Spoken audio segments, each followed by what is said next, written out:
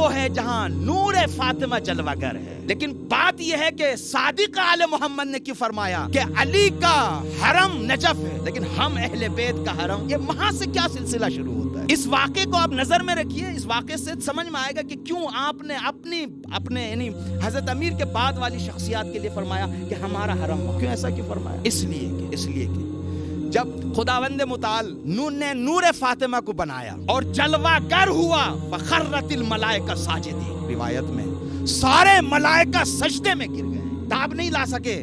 بلکہ میں جملہ یہ عرض کیا کرتا ہوں کہ نور سیدہ کی خاصیت یہ ہے کہ جس کا مشاہدہ کرنے کے بعد انسان سجدے میں ہی جائے گا. لہٰذا سیدہ وہ ذات ہے کہ جب جلوہ گر ہوتی ہیں تو ملائکہ سجدہ کرتے ہیں، اور جب آخری رسول کو وہاں کی قربت یاد آتی ہے تو سیدہ کے سر کو استشمام کیا کرتے ہیں. ہر حال میں سیدہ انسان کو توحید سے جوڑتی ہیں.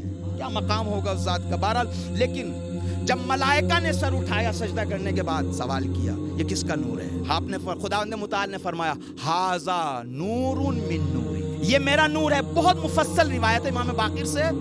اور ایک جملہ میں عرض کروں، امام نے فرمایا کہ خداوند متعال نے اس نور سے سارے اماموں کے نور کو لیا ہے. خود خدا کہہ رہا ہے، اسی روایت میں کہہ رہا ہے کہ وہ اخرجو منہ انوار الائمہ، اسی نور سے میں تمام ائمہ کے نور کو نکالوں گا. کس نور سے؟ ان نور سیدہ سے.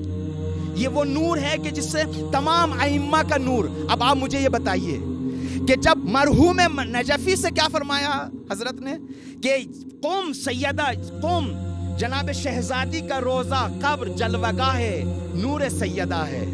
جب اصل نور سیدہ یہاں جلوہ گر ہو جائیں تو نور باقر بھی ملے گا، نور صادق بھی ملے گا، نور حسن بھی ملے گا، نور حسین بھی ملے گا.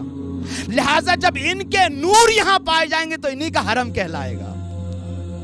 اب آپ جب بھی زیارت کر کے آئیں تو یہ ضروری نہیں کہ آپ یہی کہیں کہ میں سیدہ یا معصومہ کی زیارت کر کے آیا ہوں. یہ بھی کہہ سکتے ہیں میں باقر کی زیارت کر کے آیا ہوں، امام باقر کی زیارت کر کے آیا ہوں، امام صادق کی زیارت کر کے آیا ہوں، بلکہ حرم امام رضا سے آیا ہوں، حرم امام تقی سے آیا ہوں.